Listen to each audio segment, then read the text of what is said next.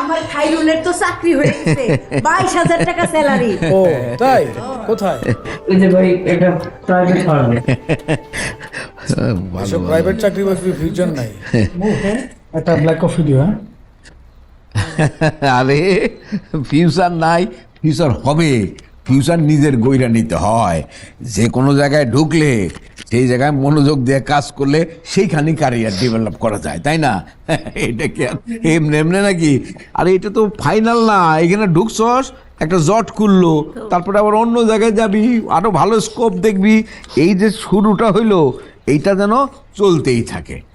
মনোযোগ দিয়ে কাজ করলে এইখানে উন্নতি হবে, চিন্তা করিস না।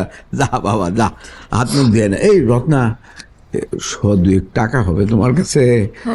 একটু মিষ্টি আনাবো। হ্যাঁ যাও, যা যা, হাত মুখ ধর, যা। পাগল, হ্যাঁ পাগল কান্নাকাটি শুরু করে দিছে। হ্যাঁ